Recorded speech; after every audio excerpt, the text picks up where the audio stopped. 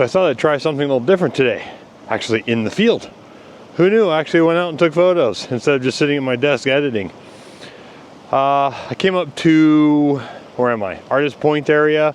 Actually, the road to Artist Point is closed. That's right at the ski area. So you can still walk up there. If you walk the road, it's, I don't know, a mile and a half, something like that. So not too bad. But this is the Bagley Creek. The Bagley Lakes are right through that little V right there. But you can see, if I get out of the way, see that little waterfall right there? That's mostly what I'm focusing on. Then my camera's set up. I just threw it down. I don't really have a composition right now.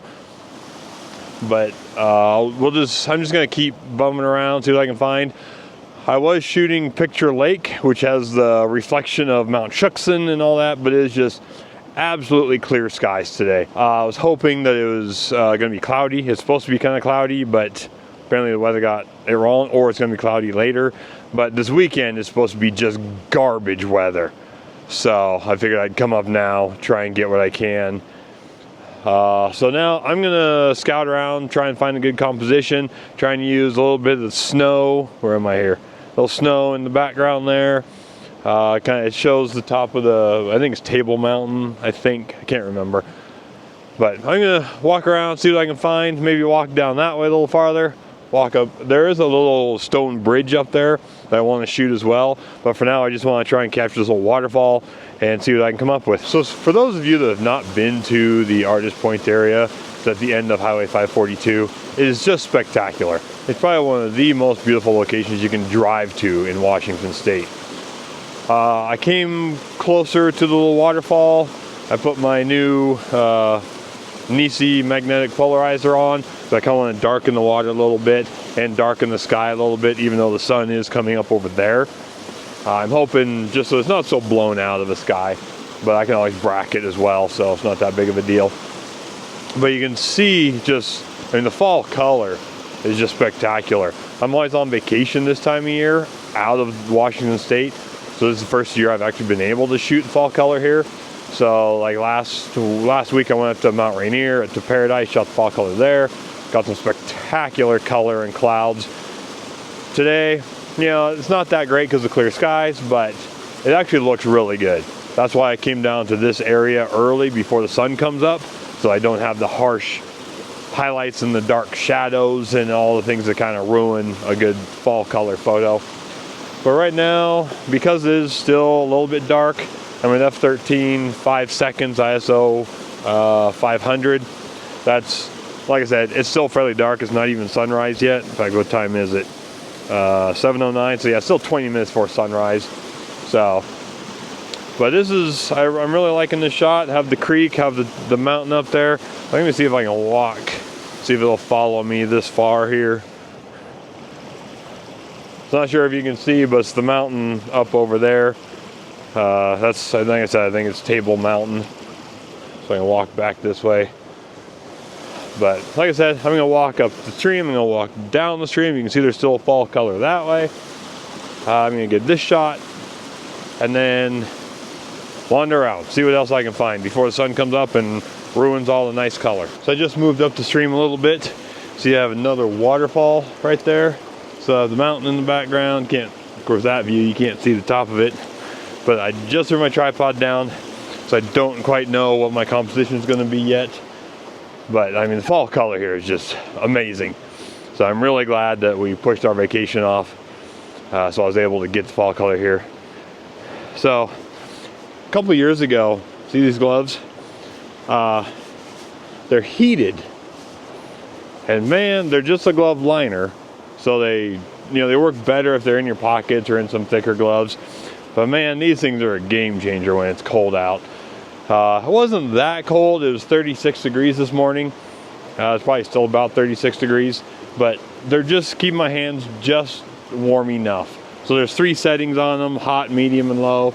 And you just kind of pick your setting. So they work wonders. Look for electric gloves if you get cold hands and all that. So definitely worth the money.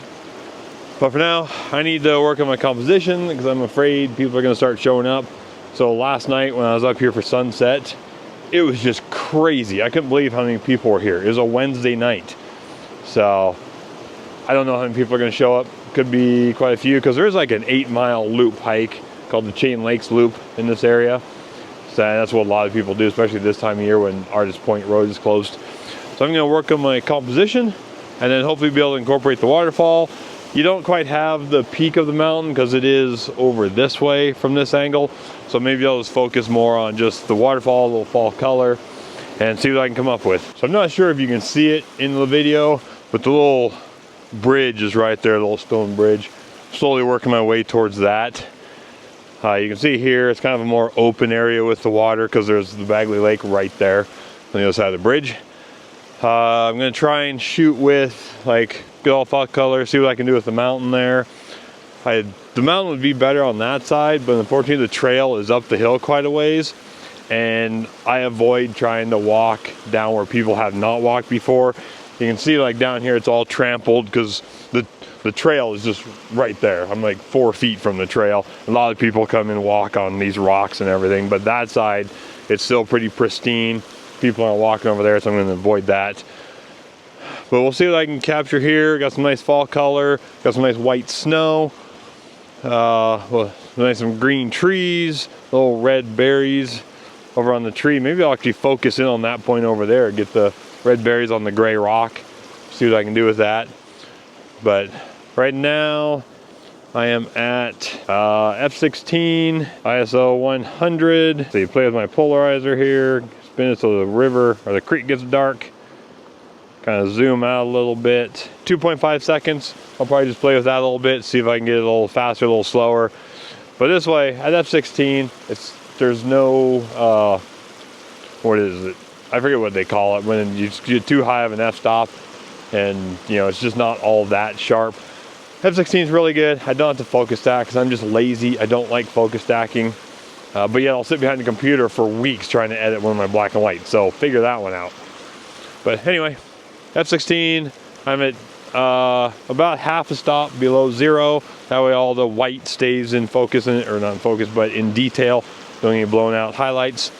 And I'll just keep shooting here and hopefully get some good shots.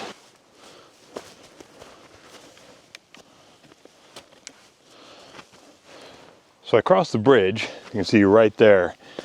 I don't know if it shows up in the camera, but there's a perfect reflection to almost give like a circle with the bridge. So that's what I'm gonna focus on right now. I mean, there's no real fall color in the image, but it's just more about the reflection, the white of the mountain, and with the fresh snow. And hopefully it'll turn out. You know, it kind of reminds me of that bridge in Germany. I think it's Germany, like the most photographed, because it makes a perfect circle reflection. But anyway, this is what I'm gonna shoot here. I cross the bridge, I'm gonna walk back the trail on the other side. And there is some spots down farther where I can get down to the creek, but just unfortunately not where I really wanted to shoot from. But we'll do that, and then maybe just go back to the car. So the reflection shot didn't look bad, but what I struggled with was, that's all it is, very two-dimensional. So I moved back, and now I can use the side of the creek as kind of a leading line, leading me up to the reflection. So that's what I'm hoping for. I kind of wish there's a little more yellows and reds in it, but it is what it is. It still looks much better than just the reflection. So I am at still f/16, ISO 100. I forgot my glasses. 0.6 of a second. Let me make sure the little bridge is centered here. And focus just above the third of the frame. Then we'll take that shot, 2-second timer, so there's no vibrations. And I'll zoom in a little bit more as well to get a different shot. Actually, I'm zoomed in as far as I can get now. But you know, like I said, still has the foreground, you know, leading you into the bridge. So it looks better than the previous shot, but I'm gonna keep wandering here. There's some cool, and maybe do some abstract stuff, just get my telephoto out, zoom in on like the red berries or the gray rocks or something. But see what I can come up with, and then work my way back to my car, and then 3-hour drive home. So I think I'm done out in the field. I think I got some pretty good shots. So I'm gonna head back to my car and let's get some images on the computer, and I'll go through the shots that I took, some of the editing steps I'm gonna take, and then see what we can come up with. So now that I'm back from the field up at Artist Point, I want to go through one of my images and show you basically how I edited. And you kind of got the gist of it from the last video. The first thing I do is I run it through DxO Pure Raw. So this is the original file, ISO 400. And then through DxO Pure Raw, you can see how much smoother it got. Just got rid of all the noise everywhere. And then like, if you look up in the sky here, see it's really clean. But if I go over to the other one, see it's got kind of some weird stuff up here. That may have to do with the adaptive color. I don't know. But yeah, it's just kind of left some weird noise up there or something. But anyway, this is not the image I'm going to work on. So I'm going to work on the DxO one. So let's go ahead and close this out. I'll make this big, so Command 0 and it goes full screen. And basically, it's just a very simple edit, just like my last one. We'll start out with Instant Mask, go to color. Let's do these greens over here, like that. Click OK. Perfect. Click Dodge Burn. Overlay. Let's go over to our color. Make it a little brighter, something like that. Click OK. Larger brush. I'll just start brushing this in. Then you don't have to worry about, staying within the lines, because it's only going to affect what is white in the mask, which isn't very much. In fact, I'll show you here. So it's just these white sections there. A little bit up there. So let's do another pass, kind of brighten those up a little bit. Something about like that. Good enough. Now let's do it again. Let's pick some of these oranges. Click OK. What am I doing? Dodge and burn. Overlay. Color. Brighten it up a little bit. Brush this in. And that's already looking better. So I think that's looking pretty good. I may try and drop the blue saturation a little bit. But let's see how's that looking. Looks pretty good. Not too much, not too little. And then, so you can see like the mountain. You can see actually the light was coming in. So let's go ahead, let's do another merge layer. Let's do brights 1, combine, brights 1, subtract, dodge and burn, overlay. Let's find our colors, hold the option key. Let's click something like this kind of brighter tone here. Something about like that. Over to our color. Let's brighten that up. Okay. I'm not going to worry about too much staying within the lines here, but we'll just start brushing. Let's increase the strength here a little bit so we can start seeing the effect coming in. Just kind of run brush down, kind of brush over here, a little bit over here. So just to show you an idea of, how I'm bringing out my color in my fall images instead of my black and whites. How's that look? That looks pretty good. Then you can hit Command J and it'll double the effects. It'll basically just create the exact same layer. So I think that looks pretty good. In fact, let's try it down here. Oh, it's not going to work because the dodge burn layer. Never mind. On an image like this, you need to be careful of your whites in the snow. Those can easily get blown out. So you want to make sure that as you're doing any sort of adjustments, keeping the whites detailed. So if you have to, just get rid of some of the effect in your snow. So with that, let's go to color effects. Okay, we're in color effects. Let's do tonal contrast and not the default because it's way too strong. Go 10, 15, 10, and 0 for the saturation. And we'll come up to pro contrast. Do about 10 roughly on each one. If you drag these way over, you can see what they're doing. So it does that, so we'll go up to there, then dynamic. See, it just kind of brightens the whole image. So we'll do that. I think that looks about good. Click apply. Now, the one thing I make sure I do when I always do the color effects, I remove it from the sky. You can see if I zoom in here, I don't know if you can see that too well, but see how the blue is just kind of blotchy if I delete the effect. And so I always just remove it from the sky. It makes your clouds kind of blotchy. You can see it in here a little bit. They're a little bit blotchy. This is a star that was still out because this was at sunrise. You know, especially in through here, it's kind of blotchy. So the easiest way I do that, go up to select sky, and then you can see it's got a decent sky there. Then I just put a mask on. Let's go in here. We want to go to overlay mode on our brush. Oops, not soft light. Overlay. We're on black. Make sure we're at 100% opacity. Make our brush bigger. Nice soft brush. And then we'll just brush in all this because this is still the mountain. Kind of making sure we don't get too much of the sky. We can go ahead and do the sky too. Just kind of make sure that we don't get any of the effect up there. Good enough. Then let's just invert. So Command or Control I. It'll invert the mask. And now it's not in the sky. So I zoom in here. You can see that the sky is now fairly smooth, right? It doesn't have the blotchiness that all that contrast added. But again, make sure your whites don't get blown out anywhere. So we'll zoom in, check out our white areas, make sure they haven't blown out. I think that's looking pretty good. Check our histogram. We are a little bit dark here. So what I like to do with that is, let's click on that, go to any sort of luminosity program, click like the darks 2. I think that looks pretty good. And unfortunately, this one doesn't have brightness contrast adjustment, so I just click anything just so I get my mask. Click the brightness contrast, hit option, drag the mask up, and drag the one that created off.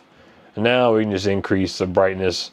And it's just the darks, right? So it's, if I go back to the mask, it's only the white sections that are being affected, not the black sections. So you know the whites aren't going to get blown out or anything in your snow. So I'll come back. So that's looking pretty good. Just kind of, everything's kind of brighter. And one of the reasons I started doing this too is because when I print, I have to brighten them anyways to get the proper color profile. So you may as well just brighten it before you put it on your website or before you do anything else. So really, I mean, that's kind of about it. Just an easy fall color image. Everything was, you know, it was a great image. It was a great fall color. I'm always on vacation, so I never had a chance to come up to my local areas to shoot the fall color. So I really like this image. Not a fan of the trees being cut off, but what are you going to do? You know, have so much sky above the mountain that it would just look weird, and then you wouldn't have any of the little waterfall or anything. And this waterfall, I did go a little longer exposure than I normally do, just because it was fairly dark. And again, I'm lazy, so I just didn't want to focus stack. So I ran f16, ISO 400, and it was like, I don't know, 3 seconds or 5 seconds or something like that. I forget what it actually was, but either way, you know, I usually go like quarter second just to show movement, but that's all right. But, you know, don't forget the last step is to come up, check all your edges. You can see there's a little bit of a halo there. So let's go create a merge layer, and then we'll go to our darken, our clone stamp tool, darken 100%, make our clone stamp really small. Then click option, pick something very close to where you're sampling, and then just start dragging up on the halo. This is, to me, one of the most important steps to finishing off an image. Make sure those halos are gone, because if you print, especially print big, like if I was to print this to 40 by 60 and hang it in my booth at the art fair, those edges would really show. And when I sharpen for print, they stick out even more. So just be aware of that. So make sure your edges are clean, make sure they're sharp. Just take care of your edges. I'm a real stickler. Like if I see other photographers at art fairs or something, I'll kind of wander and I don't know, my eye just gravitates toward their edges to make sure they fixed them. So most of the guys I know, they do a very good job. at fixing their edges. And so just a quick edit on my fall color from being in the field up at Artist Point. And again, thanks for watching, and don't forget to like and subscribe, and I'll see you in the next video.